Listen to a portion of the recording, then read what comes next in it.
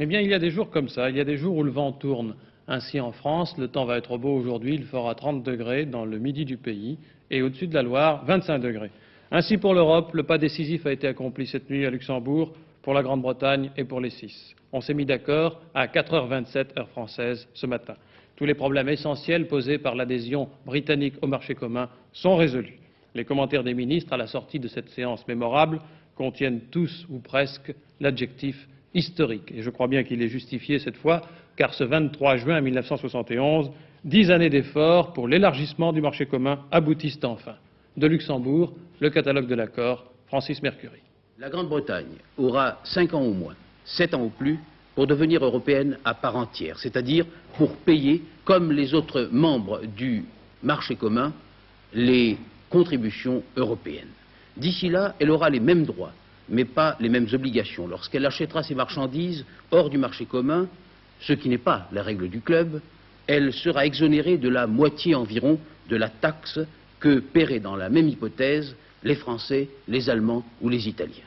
Dans le patois technique du marché commun, on dit que la contribution britannique sera de 8,6% au lieu de 19%, ce qu'elle devrait être. Mais ça, ce sont des chiffres qui sont très difficiles à expliquer, c'est du jargon vraiment européen. Néo-Zélande, Nouvelle-Zélande, la Grande-Bretagne lui achète 95% de sa production, et de sa production de beurre, de fromage. Eh bien, l'Europe n'accepte pas que toute cette production vienne en Grande-Bretagne, mais elle laisse un délai de transition de 5 ans. En 1976, on se reverra. D'ici là, la Grande-Bretagne devra respecter une discipline, ne pas acheter plus de 80% du beurre néo-zélandais et plus de 20% du fromage néo-zélandais. On a parlé aussi de la pêche, mais on y reviendra. Pour l'instant, la question n'est pas réglée. Les Anglais demandent une protection de 6000 marins autour des côtes d'Angleterre. C'est ce qu'avait demandé la France. Les 5 partenaires de la France avaient refusé. Ils refuseront donc probablement pour la Grande-Bretagne aussi, mais on en reparlera et je pense que là, il y aura un arrangement. Pour le reste, eh bien, la Grande-Bretagne est pratiquement européenne, à moins qu'elle ne le refuse elle-même, car il reste le vote du Parlement britannique en octobre prochain au plus tard. Et oui, à M. Hiss maintenant de vendre l'idée aux Britanniques. Vous savez que pour un certain pourcentage, ils sont réticents. Notons que dès aujourd'hui, l'exécutif du Parti travailliste se réunit et envisage un congrès extraordinaire. Le négociateur britannique, M. Rippon, est en tous les cas déjà continental, européen. C'est au Champagne qu'il fête l'accord, vous le voyez ici, sur cette photographie prise à 4h50 aux côtés de M. Maurice Schumann. Le ministre français des Affaires étrangères, à peine rentré de Luxembourg, vient de rendre compte du succès obtenu aux ministres réunis à l'Élysée, comme chaque mercredi matin, et à Luxembourg, aux côtés de M. Rippon. M. Schumann avait dit auparavant sa satisfaction d'aboutir.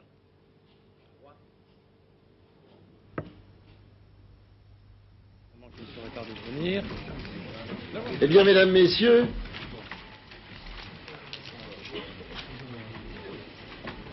à l'aube de ce jour, après 2 nuits d'insomnie, vous nous voyez le visage satisfait. J'ai, pour ce qui me concerne, passé mon existence à croire et à constater que les pessimistes avaient souvent tort, et vous me rendrez cette justice, qu'à chacune des conférences de presse que nous avons tenues ensemble au cours des 6 derniers mois, M. Rippon et moi-même, même lorsque les choses apparemment allaient mal, je vous ai parlé comme quelqu'un qui ne doutait pas du résultat final. L'événement ne m'a pas démenti, et il ne m'a pas démenti parce que la volonté politique existait d'une part chez les 6 et d'autre part dans le gouvernement du Royaume-Uni. Assurément, les choses ne seront pas finies au moment où la négociation sera achevée. Mais, avant de céder la parole à M. Rippon, laissez-moi vous dire, cédant une fois de plus à mon optimisme naturel, que je fais confiance à la Providence. Je fais confiance à un peuple qui depuis toujours, et plus particulièrement depuis 30 ans, m'est cher entre tous. Et que dès maintenant, j'ai le sentiment de me trouver assis, non pas à côté d'un négociateur, mais à côté d'un membre de la communauté européenne.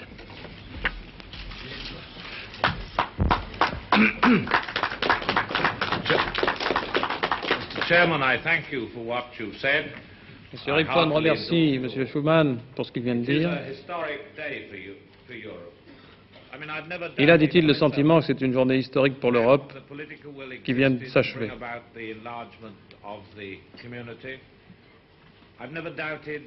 Il n'a jamais douté que les conditions seraient réunies et que l'on réussirait à élargir la communauté. Autre détente, entre les compagnies françaises de pétrole et l'Algérie, armistice en vue, 4 mois après la nationalisation, 2 mois après la rupture des conversations de gouvernement à gouvernement. On pressentait qu'un accord était proche, particulièrement depuis le discours prononcé par le président algérien Boumedienne à Hassim Essaoud samedi dernier. D'ailleurs, la bourse à Paris avait marqué le coup. Les cours, la cotation de la compagnie française des pétroles avait monté en ce début de semaine. On sait maintenant qu'un compromis est prêt.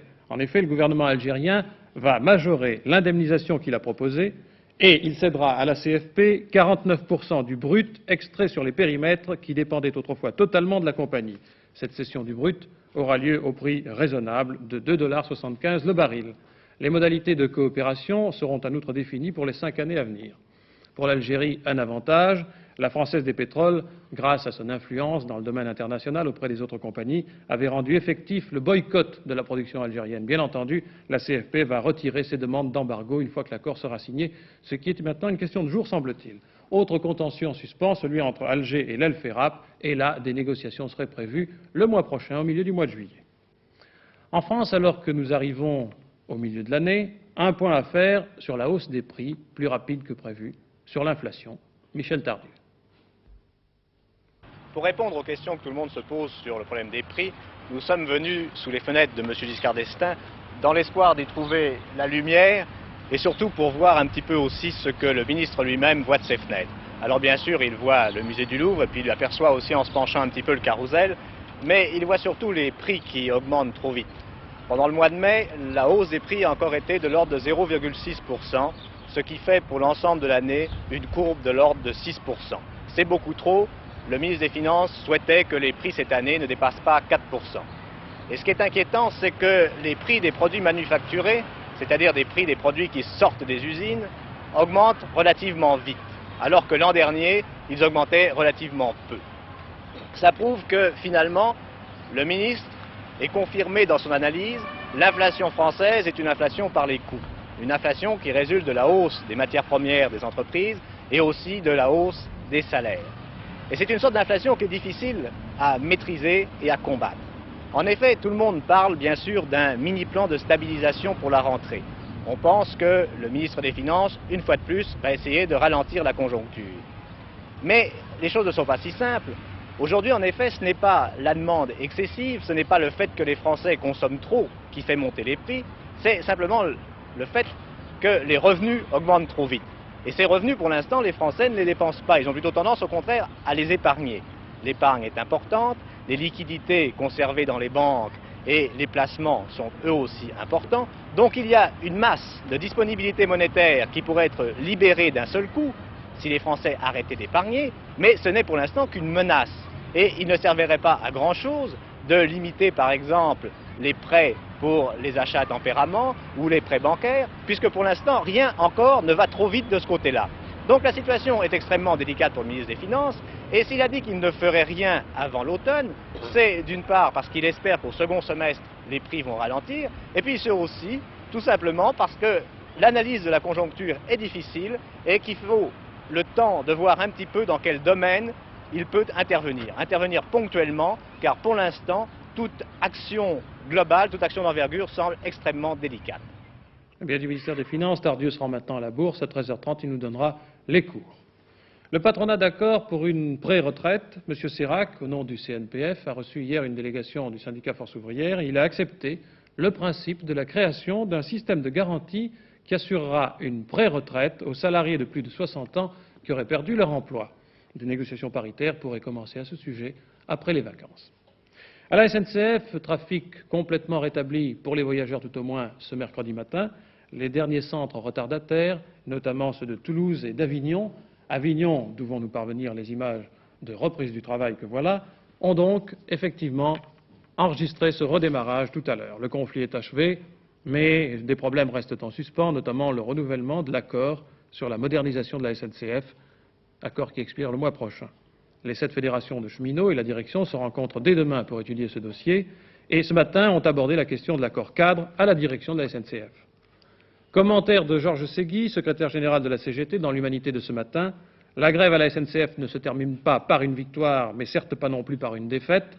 À terme, les cheminots recueilleront les bénéfices du combat qu'ils ont livré. Le secrétaire de la CGT dénonce ce qu'il appelle la désinvolture du gouvernement envers les engagements pris, désinvolture qui, dit-il, tend à stériliser toute politique contractuelle. Au chapitre social, notons que le personnel des ministères sociaux, ministère du Travail, de la Santé et de la Sécurité sociale, sont en grève depuis ce matin, et cela pour une durée de 48 heures. Au nombre de 20 000 environ, ce personnel proteste contre l'insuffisance des effectifs et il demande une revalorisation des salaires. 2 manifestations à noter encore dans ce domaine social. Marche de protestation à Vaison-la-Romaine dans le Vaucluse, contre le transfert à Avignon d'une agence de comptabilité du Crédit Agricole. Et puis, la nuit dernière, occupation pendant un peu plus de 3 heures des locaux du Centre national de la recherche spatiale à Paris pour obtenir des garanties sur la sécurité et sur l'emploi. Recherche, essai pour déterminer la portée des détonations produites par les avions supersoniques, leur portée et aussi les nuisances qui peuvent en suivre. En Alsace, à Saint-Louis, on a ainsi montré au public ces derniers temps, au cours d'une journée portes ouvertes, quels étaient ces effets sur des cobayes, sur des œufs et par extension peut-être sur nous-mêmes.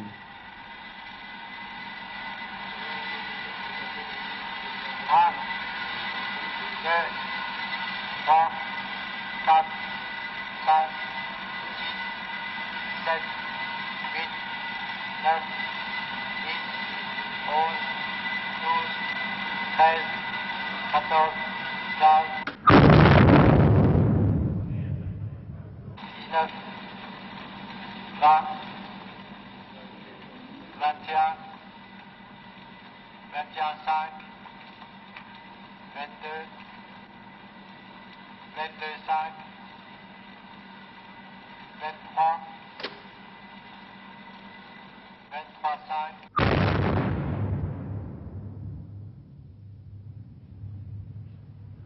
Le problème du bang est un problème qu'il ne faut pas traiter d'une manière passionnelle. C'est un problème scientifique comme un autre et je pense qu'il faut l'attaquer objectivement. Les premiers essais que nous avons pu faire dans ce domaine montrent qu'il n'y a rien d'affolant. C'est un problème comme les autres et nous cherchons à le traiter de manière objective. Il n'empêche que dans le cadre de ces travaux d'études et de recherche sur le bang produit par les avions supersoniques, la responsabilité de l'Institut franco-allemand de Saint-Louis est grande. En assistant aux essais du générateur d'ondes de choc, on ne peut s'empêcher de penser en effet à la violente campagne de dénigrement qu'affronte l'avion Concorde actuellement. Au cours de cette journée porte ouverte réservée à la presse internationale, les techniciens de cet institut avaient donc à expliquer les problèmes que posent les avions militaires supersoniques actuels et les transporteurs futurs, puis par simulation de définir les seuils d'apparition de phénomènes dangereux pour toute vie, de juger ainsi de la marge de sécurité existante et de la modifier le cas échéant. Ces 2 derniers points résument l'importance des travaux actuels de cet institut.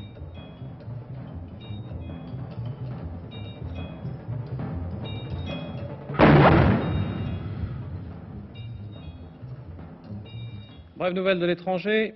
Aux États-Unis, les sénateurs poursuivent leur combat de martèlement contre la politique du gouvernement américain au Vietnam. Voici les promoteurs d'un amendement qui a été adopté la nuit dernière au Sénat par 57 voix contre 42 et qui demande le retrait total des troupes américaines dans un délai de 9 mois en échange de la libération des prisonniers américains détenus par le Nord-Vietnam. C'est la première fois, notons-le, que le Sénat vote un texte préconisant le retrait complet des troupes américaines d'Indochine. Le gouvernement continue par ailleurs de lutter pied à pied contre les journaux qui publient le rapport secret du Pentagone. Le Globe de Boston s'est vu à son tour interdire la publication des documents secrets, mais voilà qu'un 4e quotidien, le Chicago Sun-Times, attaque à son tour et publie ce matin des révélations, notamment sur l'approbation qu'aurait donnée le président Kennedy au renversement du président sud-vietnamien Diem en 1963. Devant la multiplication des révélations, il est certain maintenant que l'affaire sera examinée par la Cour suprême des États-Unis. La Cour suprême, gardienne de la Constitution, devra dire si la liberté de la presse peut ou non connaître des limitations en fonction de la notion de sécurité de l'État, notion invoquée par le gouvernement pour interdire la publication des extraits de ces rapports secrets. À retenir encore à l'étranger une proposition d'examen du désarmement nucléaire dans son ensemble, proposition faite par l'Union soviétique. Moscou souhaite une réunion des 5 puissances nucléaires dans la ville qui conviendra le mieux aux participants. Les sports maintenant avec 3 têtes de chapitre. Jean-Michel Leliot va les détailler pour vous, à commencer par les concours de pronostics. Il n'y en aura pas en France. La proposition du député Destremo a été repoussée l'année dernière à l'Assemblée, c'est-à-dire elle n'a même pas été soumise. Oui, Monsieur Destremo l'a retirée, c'est ça, Jean-Michel? Exactement. Vous Ouais. savez que c'était dans le cadre de la discussion du projet de loi d'équipement sportif et Monsieur Destremo défendait un article additionnel tendant à instituer les concours de pronostics sur les résultats des matchs de football et de rugby. L'argument de Monsieur Destremo était basé sur le fait qu'une partie de l'argent ainsi récupéré pourrait revenir aux municipalités qui l'utiliseraient pour l'équipement sportif ou pour le contexte socio-éducatif. En fin de compte, la liberté de vote avait été laissée à tous les députés, même ceux du groupe de la majorité, et devant, dit la dépêche parvenue cette nuit à 2h32, devant des pressions diverses, M. Destremo, républicain indépendant des Yvelines, a préféré ne pas proposer cet amendement au vote. En ce qui concerne le texte de la loi programme d'équipement, elle a été adoptée à main levée, seuls les communistes ont voté contre. Football, Pelé ne viendra pas à Paris, je crois que c'est sûr maintenant. On a eu un petit espoir hier, mais... Effectivement, vous savez que c'est un problème, en fin de compte, très, très facile. Facile ou difficile, sinon question d'argent. Santos ou de Pelé. Oui, Santos est actuellement dans une très mauvaise passe, a besoin d'argent, 4e ou 5e du championnat du Brésil, et la seule façon de se procurer de l'argent, ce serait de vendre Pelé, qui a un contrat jusqu'en 1974. Or, Pelé ne veut pas partir, Santos ne veut pas se séparer de Pelé, on se demande comment Santos va essayer de renflouer ses caisses. Voilà où on en est. En tout cas, la dernière déclaration de Pelé est celle-ci, hier soir: je ne vais pas en France ni dans aucune autre partie du monde. Je ne veux pas partir maintenant, ce n'est plus le moment. Ma fille va bientôt à l'école et ma femme Rose n'a aucune envie de s'expatrier. Voilà l'argument. Mais on ne sait pas encore si, pressé par les besoins urgents d'argent, justement, le Santos ne va pas essayer quand même de vendre Pelé, peut-être un autre club brésilien. Oui, mais c'est très cher. Et puis Goven s'est qualifié à Wimbledon, c'est joli. Oui, c'est joli surtout parce que Goven revient en forme. Vous savez qu'il nous a quelque peu déçus, là, au début d'année, pendant 5 mois. Et puis maintenant, il a réussi hier une performance remarquable. Il a battu Nastase. Il faut noter d'ailleurs que c'est sur terrain d'herbe, Wimbledon, et c'est tout à fait différent que le terrain de Roland-Garros. Et aussi que 4 qualifiés de Roland-Garros ont été éliminés à Wimbledon. Vous voyez qu'on ne peut décidément pas faire de pronostic en ce qui concerne le tennis. En tout cas, belle performance de Goven qui annonce un bon retour en forme. Télévision et cinéma, petite nouvelle, 8e Festival international de télévision à Prague, premier prix de la catégorie documentaire à une production de l'ORTF qui s'intitule La maternelle, pourquoi faire? À Annecy, au Festival du film d'animation, la critique avait décerné sa palme à La Ligne numéro 3, un dessin animé italien qui, comme au temps du début de ce genre, introduit la main du dessinateur dans les aventures d'un petit personnage que nous allons suivre maintenant. Ce sera comme une bande dessinée dans notre journal.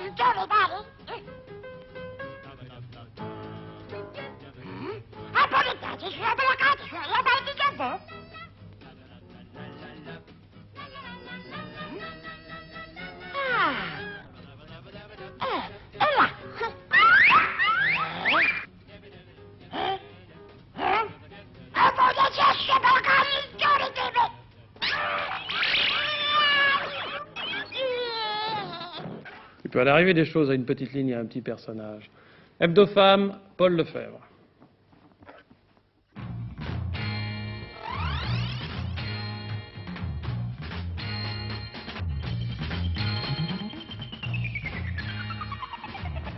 Deuxième volet de l'enquête sur la femme et le travail, le tertiaire, c'est-à-dire les vendeuses, le commerce, les employés de bureau, etc. 2 employés sur 3 en France sont des femmes qui sont en fait les parentes pauvres de l'administration dans l'entreprise. Dans cette enquête de Michel Bailly apparaissent tout de suite les contradictions entre la vie professionnelle de la femme et sa vie privée, c'est-à-dire le ménage, les enfants, etc. Contradictions qui signifient fatigue supplémentaire. Vous vous levez à quelle heure? 5h30 le plus souvent, 6h, parce que j'ai une fille qui va au lycée et qui commence quelquefois à 8h, qui s'en va de bonne heure. Moi-même, partant 7h30, mais difficile de me lever plus tard. Et puis, le déjeuner, bien entendu, le déjeuner, l'habillement précipité, de tout un petit peu bâclé le matin, de tout en courant. Où est-ce que vous habitez? Sur Villejuif. Vous avez le sud. Combien de temps de transport? 1h30.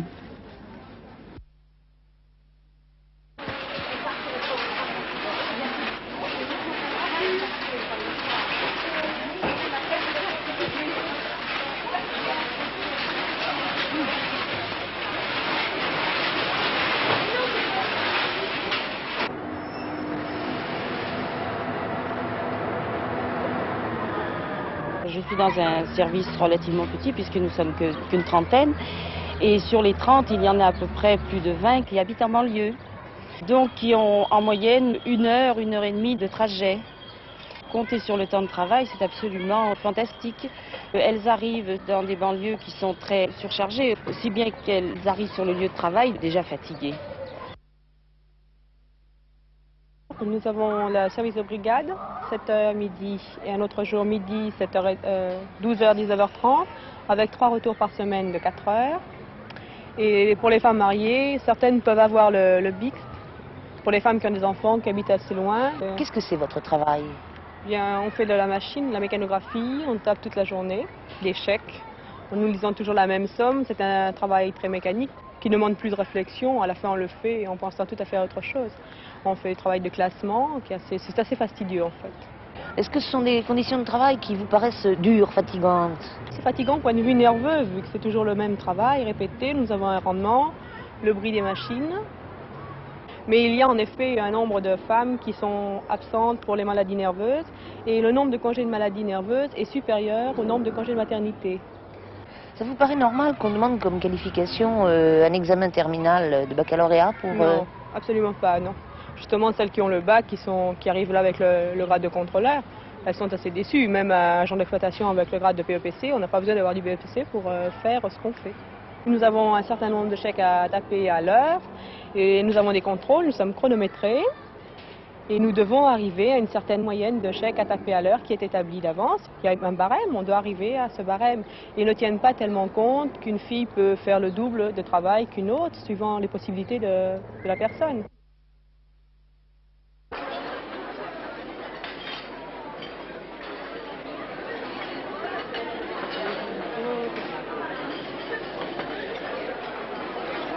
Qu'est-ce que vous faites à l'heure des déjeuners? Eh bien, en tant que femme, souvent, du lèche-vitrine.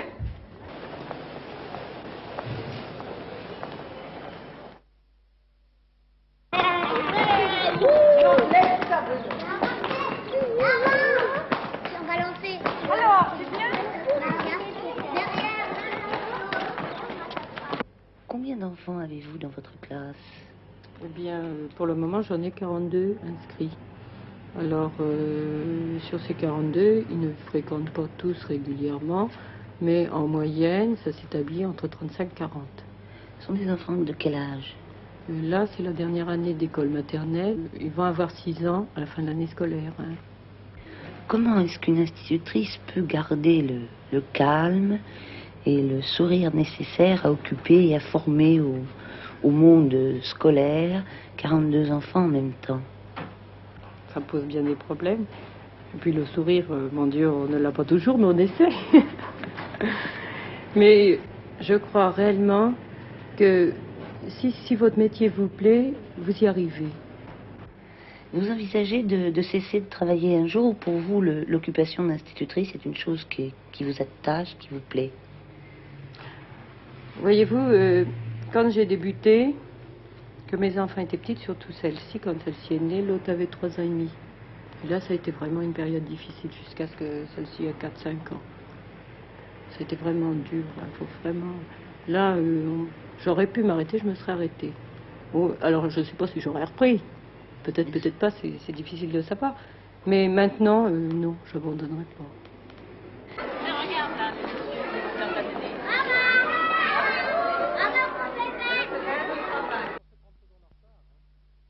Le soir dans l'autre sens.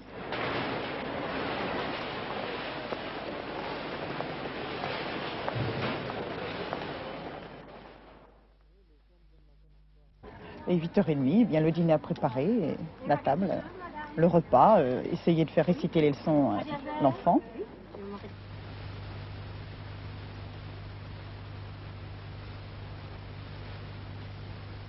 Vous voyez votre mari combien d'heures par jour? Si on veut rester en se couchant à minuit, je le vois 3 heures.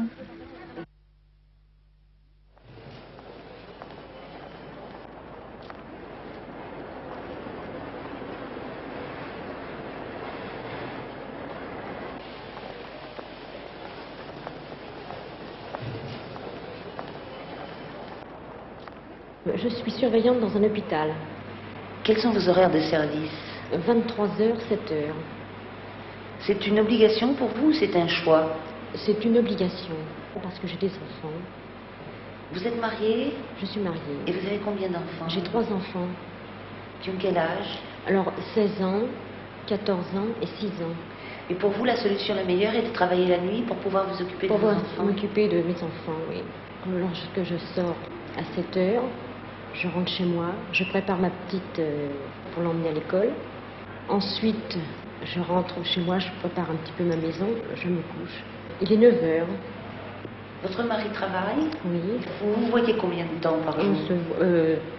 4 heures. Et votre mari est d'accord? Non. Qu'est-ce qu'il voudrait que vous fassiez? Il préférait que je sois de jour, naturellement, d'avoir une vie normale.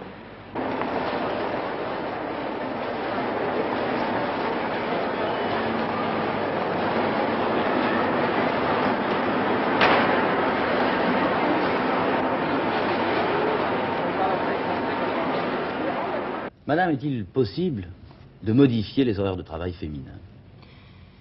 Certainement. Ce qui nous frappe dans l'organisation du travail, c'est qu'en réalité, il a été fait pour des hommes. Cette organisation a été faite pour des hommes. Et n'est pas du tout adaptée à la vie féminine, c'est-à-dire à une vie où doivent se réunir les heures de travail professionnel, puis le travail à la maison. Alors je pense qu'aujourd'hui, il serait temps que les femmes expriment bien clairement ce qu'elles désirent, ce qu'elles souhaitent. Mais alors, qui peut décider cela? Mais il est très difficile de prendre une loi générale. D'abord parce que toutes les femmes ne travaillent pas, que tous les travailleurs ne sont pas des femmes. Il est très difficile donc d'imposer à tous le même rythme. Il me semble qu'à l'heure actuelle, il n'y a pas assez d'expérience. Or, je connais beaucoup d'entreprises qui pourraient tenter des expériences, soit quand elles ont un personnel essentiellement féminin, et que les femmes expriment ce qu'elles souhaitent. Il n'est pas impensable qu'on ne puisse tenter des expériences. Il faudrait beaucoup plus d'imagination là dans les entreprises en ce moment. En ce qui concerne la garde des enfants, beaucoup d'organisations demandent soit la gratuité des frais de nourrice, soit la déduction du total des revenus dans la déclaration des frais de garde des enfants. Actuellement, nos premiers efforts, d'abord, sont d'une part d'arriver à créer d'abord les éléments pour accueillir ces enfants, les crèches, les gardes à domicile, les écoles maternelles, les jardins d'enfants qui peuvent les accueillir. Et puis d'autre part, notre effort porte sur le salaire unique. Vous savez, pour que la femme puisse vraiment choisir entre le fait de travailler ou le fait de rester à la maison, pour que ce salaire unique ne soit pas simplement un appoint, mais véritablement un petit salaire qui peut lui permettre de choisir. Actuellement, c'est vraiment un appoint. C'est tout à fait un appoint, et c'est pourquoi le gouvernement, d'ailleurs, a décidé qu'il en serait autrement. Mais les modalités d'exécution sont délicates, mais enfin, je pense qu'avant la fin de l'année, tout cela sera résolu. Mais on peut envisager ce que vous dites comme mesure d'aide à la femme. C'est une éventualité. Mais il y a aussi que peut-être elle-même, et je reviens sur des choses qui sont possibles et qui seraient possibles sans frais et sans crédit supplémentaire, une question d'organisation. Nous sommes très mal organisés. Chaque femme doit faire elle-même ses courses, son marché. Alors que souvent, on pourrait simplifier le travail, soit en faisant faire les gros travaux ménagers par des équipes municipales, soit que nos commerces soient plus habitués à livrer à domicile sur commande la veille. Ce qui évite à la femme, c'est ce tour de magasin qui est quand même un petit peu fatigant, épuisant à la fin d'une journée. En somme, ce qui est paradoxal, c'est que les femmes en France sont majoritaires, mais qu'elles ne font pas entendre leur voix finalement. C'est ça le problème. Oui. Alors dans le domaine du travail, précisons bien les choses. Vous avez dit tout à l'heure le nombre de femmes qui travaillent. Sur ces femmes, il y a beaucoup de veuves, beaucoup de célibataires, beaucoup de femmes qui n'ont pas d'enfants, car elles représentent les 3/4 des femmes qui travaillent. Donc effectivement, le problème de la femme qui travaille ne représente que le quart de ces femmes. C'est peut-être pour cela que toute la cause féminine n'a pas pris en main ce problème, mais je crois qu'il est essentiel, parce que nous devons aider la femme, quand elle veut travailler, à accomplir ce travail dans les meilleures conditions, sans pour autant arriver au bord, n'est-ce pas, de la fatigue nerveuse et du surmenage. Mais ce problème de la femme au travail, est-ce que c'est l'une des préoccupations majeures du gouvernement actuellement? Je veux dire préoccupations qui se concrétisent par des études concrètes et positives. Oui, bien sûr, nous sommes en train de faire le tour de ce problème, mais nous pourrions être peut-être plus aidés si toutes les organisations féminines pouvaient s'unir dans cet effort, voyez-vous. Nous avons beaucoup, je l'ai déjà dit, beaucoup d'organisations féminines qui sont dispersées, et elles n'apportent pas un poids de revendication qui puisse nous permettre de dire c'est bien cela que veulent les femmes. Je crois que là, il faut permettre aux femmes de s'exprimer davantage. Et c'est Michel Tardieu qui va conclure cette édition de Télémidi en vous donnant l'essentiel des cours de la bourse d'aujourd'hui. À vous la bourse. Bien, puisque nous avons peu de temps, je crois que nous allons tout de suite regarder les cours. Je vous dis que la séance est plutôt bonne, la bourse est bien disposée, elle fait mieux que rattraper ses pertes d'hier. Et vous allez voir qu'il y a un certain nombre de différences assez sensibles. Le printemps, lui, finalement, je crois, perd 1 franc à 163,50. L'accord semble conclu en ce qui concerne le printemps. La société alsacienne de magasins va faire apport de ses actifs au printemps et le groupe qui contrôle bien sûr cette société va recevoir en échange des actions du printemps qui sera transformé en société anonyme. Et ce groupe, c'est le groupe suisse Moos qui va être associé à la gestion des grands magasins du printemps. Les valeurs étrangères sont pas mal orientées, bien que la tentative de reprise dont on a parlé hier pour Wall Street ait échoué, puisque Wall Street a encore baissé un petit peu hier. Les valeurs étrangères se portent bien aujourd'hui à la Bourse de Paris, et Siemens aux Allemandes se distingue tout particulièrement avec 12,50 francs de plus. Les valeurs chimiques allemandes sont moins bien traitées parce qu'on dit que la situation sociale n'est pas très bonne en ce moment dans la chimie allemande. Esso fait figure de vedette, vous voyez qu'Esso a 4 cotations, et finit à 140,80 contre 134. On parle toujours des pétroles. La commission des opérations de bourse a fait une petite enquête au sujet du bon marché dont les cours augmentaient, et de cette enquête il ressort que les achats faits sur le bon marché étaient faits par Saint-Frère. Autrement dit, la COB soupçonne les propriétaires du bon marché d'avoir fait eux-mêmes monter les cours. Je n'ai pas pu vous passer les cours de l'or parce qu'ils ne sont pas affichés, le tableau lumineux ne marche pas. Je vous dis que le Napoléon perd 30 centimes alors que le Pinet lui gagne 20 centimes et le lingot gagne 15 francs. Ce journal se termine donc ici. Je vous remercie de votre attention.